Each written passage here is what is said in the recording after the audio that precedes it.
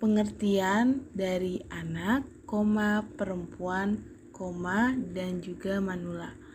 Menurut Kamus Bahasa Indonesia, anak adalah sebagai manusia yang kecil dan anak merupakan keadaan manusia yang normal, yang masih muda usianya dan sedang menentukan identitas serta sangat labil jiwanya sehingga yang masih di bawah umur dan juga belum dewasa. Selanjutnya, menurut Sharp tahun 2006, perempuan atau wanita adalah salah satu dua jenis manusia yang diciptakan dan wanita juga diharapkan mampu menjalankan semua hak-hak dan kewajiban yang terlimpah kepadanya. Selanjutnya, manula adalah seseorang yang telah berusia lebih dari 60 tahun, mengalami penurunan kemampuan beradaptasi dan tidak berdaya untuk memenuhi kebutuhannya sehari-hari seorang diri. Berikutnya ada karakteristik anak, perempuan, dan manula. Karakteristik anak menurut Syamsul Mokhtar tentang karakteristik anak usia dini dan dikelompokkan menjadi dua kategori, anak 4 hingga 5 tahun dan juga usia 5 tahun hingga 6 tahun. Anak usia 4 hingga 5 tahun, anak di usia ini juga sudah bisa membedakan jumlah sedikit atau jumlah yang banyak. Usia ini dapat menyelesaikan tugas dengan hati-hati, mulai bisa bermain dengan kata dan bisa mengurus diri sendiri. Yang kedua, kategori anak usia 5 hingga 6 tahun. Perkembangan bahasanya juga sudah cukup baik sehingga anak bisa mengerti bahasanya. Usia ini, anak cukup peka berbagai situasi sosial, sudah cukup mengerti. Anak di usia ini sudah mengerti tentang sosialisasi sehingga sudah bisa membentuk serta bermain dengan teman-temannya. Menurut Elijah pada tahun 2005, karakteristik usia umur 5 tahun dan 7 tahun, usia ini anak masa operasional di mana anak cenderung lebih belajarnya melalui pengalaman yang nyata dengan orientasi serta tujuan yang sesat. Anak pada usia ini juga termasuk yang suka mendeskripsikan kata-kata tertentu yang ada di sekitarnya. Usia ini, anak juga belajar bahasa dan berbicara yang lancar serta perkembangannya pesat. Anak juga memerlukan struktur kegiatan yang lebih jelas dan terperinci. Yang B, perempuan. Yang pertama ada histerikal. Perempuan yang sering histeris adalah sifat alamiah wanita dan ini normal. Ketika sesuatu terjadi, mereka memainkan peran sebagai aktris dan membuat cerita dalam kehidupan nyata dan menarik perhatian untuk diri sendiri, dan mereka kadang egois dan narsistik. Yang kedua, pasif agresif. Kepribadian ini lebih sering terjadi pada perempuan. Orang-orang ini keras kepala, malas dan pasif, dan mereka tidak melakukan pekerjaan saat dibutuhkan, tetapi ia menikmati waktu panjang untuk menyelesaikan tugas dengan baik. Yang ketiga, bergantung. Perempuan yang memiliki sifat suka bergantung ini juga menjadi identitas kaum Hawa, dan perempuan tidak bisa memutuskan segalanya sendiri dan tidak punya kesadaran diri, juga menghindari tanggung jawab. Yang keempat, penghindar. Wanita sangat ingin tampil di depan orang dan menjadi sebuah pusat perhatian, tetapi umumnya mereka banyak ketakutan sehingga akan cenderung diam dalam komunitas karena takut membuat kesalahan. Yang kelima, ada obsesif. Perempuan tak selamanya negatif, dan wanita yang obsesif pada umumnya memperhatikan setiap hal kecil. Mereka belak-belakan dan terus terang disiplin dan bertanggung jawab. Yang keenam, sifat sadomasohistik. Sifat ini adalah ketika bahagia dan menikmati kesakitan orang lain. Bahasanya simpel dan biasanya mereka bahagia di atas penderitaan orang lain. Dan sifat jelek satu ini kebanyakan ada pada wanita. Dan yang C, manula. Manula memiliki karakteristik yaitu berusia lebih dari 60 tahun, kebutuhan biopsikososial dan spiritual, kondisi adaptif hingga kondisi maladaptif. Menurut Mariam 2008. Menurut Hurlock tahun 1980, karakteristik lansia ditandai dengan perubahan fisik dan psikologis tertentu. Yang pertama, usia lanjut merupakan periode kemunduran. Yang kedua, perbedaan individu pada efek menua. Yang ketiga, berbagai stereotip orang usia lanjut. Yang keempat, sikap sosial terhadap usia lanjut. Yang kelima, menua membutuhkan perubahan arah. Yang keenam, penyesuaian yang buruk. Dan yang ketujuh, keinginan menjadi muda sangat kuat. Cara penanganan anak. Yang pertama, alihkan. Apabila anak mulai berperilaku nakal atau gelisah, segera alihkan ke hal-hal yang lebih menarik dan lebih positif. Kedua, ambil nafas. Ambil nafas ini dilakukan oleh konselor atau si perawat. Ini dilakukan agar kita lebih fokus dan lebih tenang dalam menghadapi anak-anak yang mulai gelisah atau menangis.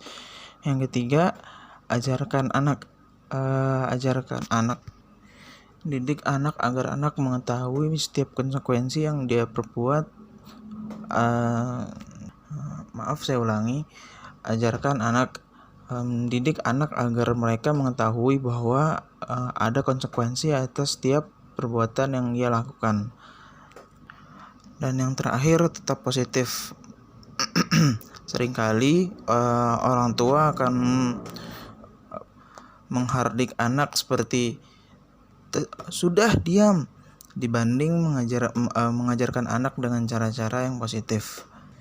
Cara seperti itu malah membuat anak menjadi semakin takut dan gelisah, sehingga rengekan anak menjadi semakin keras dan makin sulit untuk diatasi.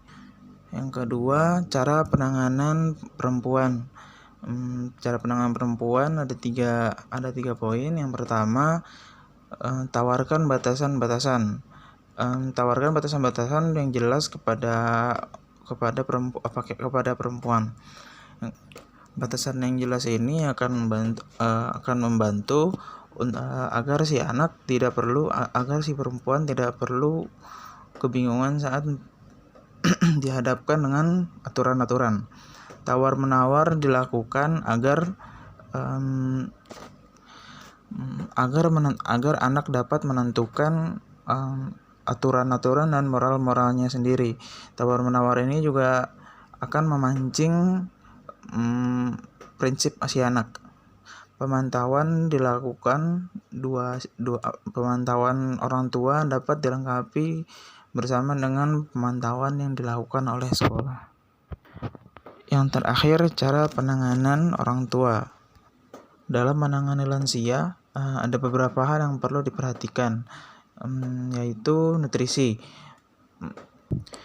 Pada usia lansia, kemampuan fisik seseorang akan menurun, dan ini akan mempengaruhi nutrisi-nutrisi yang dibutuhkannya, seperti kemampuan dalam menggigit dan mengunyah menggunakan gigi akan menurun, sehingga membutuhkan kalsium, atau kemampuan berjalan atau menggunakan anggota gerak akan menjadi lebih sulit digunakan, sehingga membutuhkan nutrisi lebih banyak. Selanjutnya, penyakit yang biasa muncul pada pada usia lansia adalah osteoporosis atau rematik, sehingga kondisi fisik lansia menjadi sangat perlu diperhatikan. Selanjutnya, kemampuan berpikir dan kognitif lansia akan menurun seiring dengan bertambahnya usia. beberapa lansia bahkan mengalami demensia. Yang keempat, masalah psikis. Masalah psikis ini sering diakibatkan oleh meninggalnya rekan-rekan sebaya atau menurunnya kemampuan fisik dan batasan-batasan yang dialami karena penyakit-penyakit yang dialami saat usia bertambah. Yang terakhir, dianggap tidak mandiri.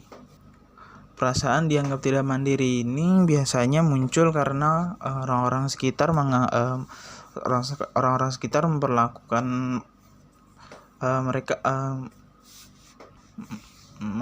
mereka dengan pelayanan yang sangat dekat, sehingga para lansia akan menganggap bahwa orang-orang terdekat mereka menganggap mereka seperti anak kecil yang harus selalu dilayani. Hal-hal yang perlu diperhatikan ini seperti nutrisi, penyakit, kemampuan berpikir yang menurun, masalah psikis, dan dianggap tidak mandiri merupakan hal-hal yang tak dapat dihindari. Sehingga sebagai konselor atau sebagai perawat, kita perlu menjaga kehidupan lansia tetap aktif dan sehat agar perkembangan hidup lansia tetap baik dan kehidupan sehari-harinya tetap efektif. Selanjutnya, laporan wawancara. Pertama, deskripsi narasumber. Narasumber dalam instrumen observasi diambil dari para lansia yang mengunjungi lokasi vaksinasi Kecamatan Durensawit. Narasumber diambil secara acak, pria dan wanita, dan memiliki rentang usia 60 tahun hingga 80 tahun. Sedangkan narasumber dalam instrumen wawancara merupakan seorang pria berusia 63 tahun, tinggal bersama keponakan dan cucunya. Istri beliau meninggal 3 bulan yang lalu dan saat ini bekerja sebagai penjual soto ayam. Latar belakang narasumber. Sumber data diambil dari seorang pria berusia 63 tahun yang bekerja sebagai penjual soto ayam. Beliau tinggal bersama keponakan dan cucunya. 3 bulan yang lalu, istri beliau baru saja meninggal. Beliau sering merasa kesepian meskipun tinggal bersama keluarganya, sehingga memilih tetap berjualan soto ayam.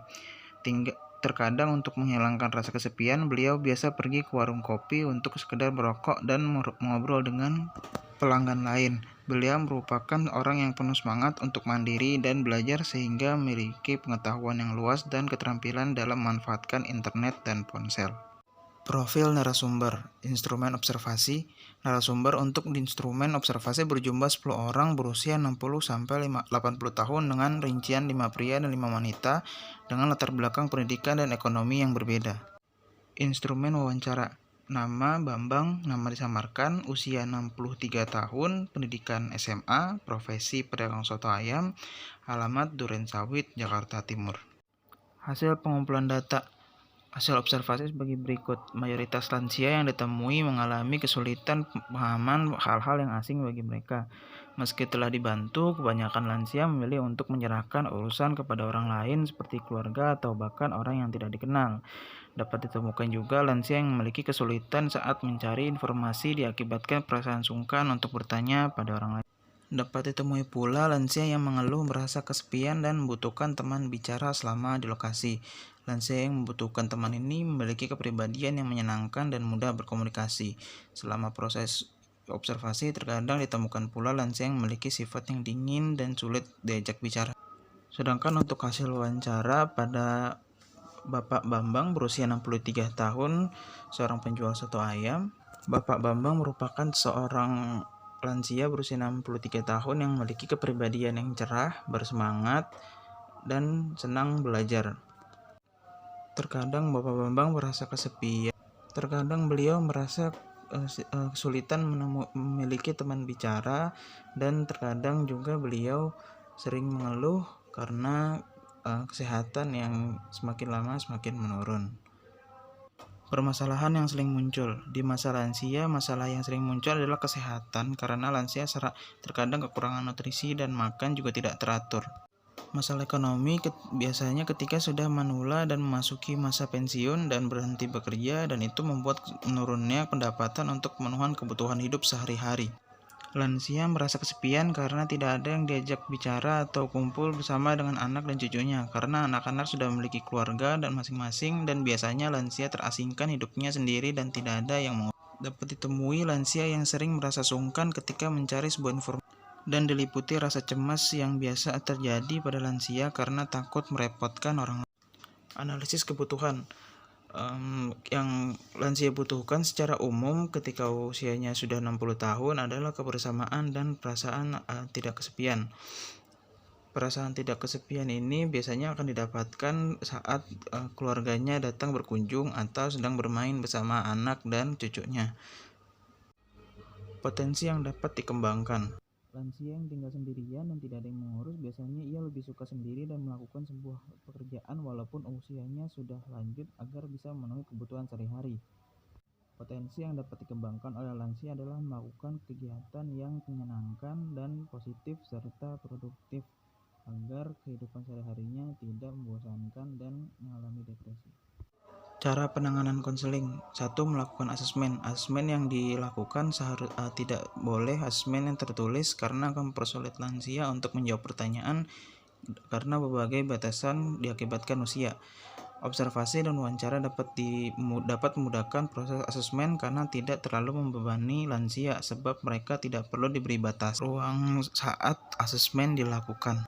Bahkan asesmen dapat dilakukan tanpa disadari oleh narasumber. Selanjutnya, memberikan layanan. Layanan yang diberikan bervariasi tergantung pada kepribadian narasumber. Pada narasumber yang aktif dan narasumber yang memberi respon penolakan, konselor dapat memposisikan diri sebagai pendengar. Jika narasumber bersikap pasif, konselor dapat memposisikan diri sebagai pendukung agar tetap produktif. Melakukan monitoring. Monitoring harus tetap dilakukan agar konselor dapat memastikan perkembangan narasumber dan mencegah permasalahan yang dapat dialami oleh narasumber. Terakhir, layanan bimbingan konseling yang tepat. Pertama, layanan konseling perorangan. Kedua, layanan informasi. Ketiga, layanan penguasaan konten. Ketiga layanan ini dapat diberikan kepada lansia dengan memahami karakteristik setiap lansia terlebih dahulu.